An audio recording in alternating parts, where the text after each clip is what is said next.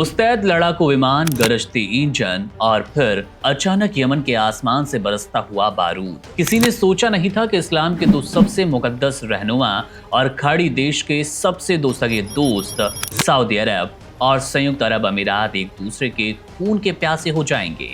Yemen की मुकाला बंदरगाह पर जब सऊदी अरब के बम गिरे तो सिर्फ इमारतें नहीं ढही, बल्कि रियाद और अबू धाबी के बीच सालों पुराना भरोसा मलबे में तब्दील हो गया। हालात इतने बिगड़ चुके हैं कि यमन की सऊदी समर्थित सरकार ने यूएई की सेना को देश छोड़ने के लिए महज 24 घंटे का अल्टीमेटम दिया।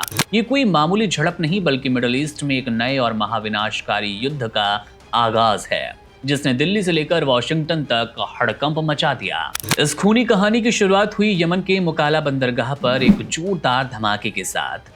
सऊदी अरब के लड़ाकू विमानों ने अचानक इस पोर्ट पर बमबारी कर दी। सऊदी का दावा है कि उसने यूएई से आई हथियारों की उस बड़ी खेप को राख कर दिया जो वहां के अलगाववादियों को सप्लाई की जा रही थी। लेकिन जैसे ही धुआं छटा, यूएई की ओर से तीखी प्रतिक्रिया आई।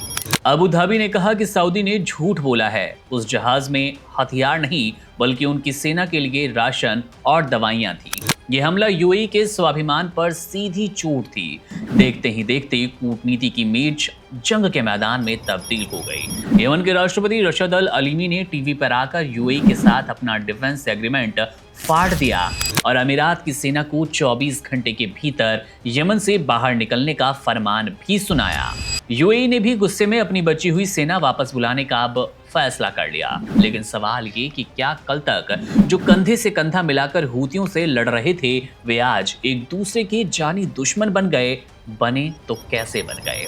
असल में ये लड़ाई यमन की जमीन पर खाड़ी का असली सुल्तान बनने की है। सऊदी अरब चाहता है कि यमन एक रहे ताकि उसकी सीमाएं सुरक्षित रहे, लेकिन यूएई ने वहां के उन अलगाववादियों का हाथ थाम लिया जो दक्षिण यमन को तोड़कर एक नया देश बनाना चाहते हैं। सऊदी अरब को लगता है कि यूएई उसके घर के बगल में अपनी कठपुतली सरकार बिठाकर उसे घेरना चाहता है।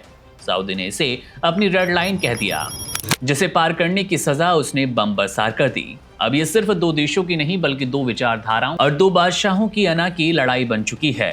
इस तनाव की तपिश अब भारत तक पहुंच रही है और यकीन मानिए, भारत के लिए ये किसी कूटनीतिक बुरे सपने से कम नहीं है। खाड़ी के इन देशों में करीब 90 लाख भारतीय अपनी मेहनत की कमाई से अपने घरों का चूल्हा जलाते हैं। अगर इन दोनों देशों में जंग छिड़ी तो उन लाखों भारतीयों की जान और नौकरी पर खतरा पड़ेगा। भारत अपनी जरूरत का 85% कच्चा तेल इन्हीं रास्तों से लाता है। अगर मुकाला और लाल सागर के रास्ते बंद हुए तो भारत में पेट्रोल डीजल की कीमतें रॉकेट की तरह ऊपर जाएंगी, जिससे महंगाई का ऐसा तूफान आएगा जिसे रोकना मुश्किल होगा। भारत आज उस दौराहे पर है जहां उसका एक हाथ सऊदी के साथ है और दूसरा यूएई के साथ, और वो किसी का भी साथ छोड़ना बर्दाश्त नहीं करेगा। सऊदी और यूएई ओपेक के दो सबसे बड़े खिलाड़ी हैं। इनके बीच की ये दरार अंतर्राष्ट्रीय बाजार में तेल की सप्लाई ठप कर सकती है। इस आग में घी डालने का काम पाकिस्तान भी कर रहा है, जो खुद को बड़ा भाई बताकर मध्यस्थता की आड़ में सऊदी अरब के और करीब आने की फिराक में है। वहीं चीन और अमेरिका इस मौके का इंतजार कर रहे हैं ताकि वे इस क्षेत्र में अपना दबदबा और बढ़ा पाएं।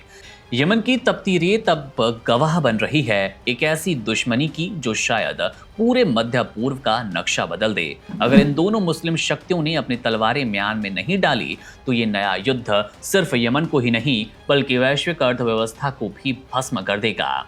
आज जो बम मुकाला पर गिरे, उनकी गूंज आने वाले कई सालों तक दुनिया को बेचैन रखेगी। ये दो दोस्तों के बीच की दरार नहीं बल्कि एक नए विश्व संकट की बड़ी दस्तक है। बहरहाल मामले पर हमारी नजर है। जैसे ही कोई अपडेट मिलेगा आपसे साझा करेंगे। मेरा नाम है मुकुंद, आप बने रहिए वन इंडिया के साथ। शुक्रिया। Download the One India app now.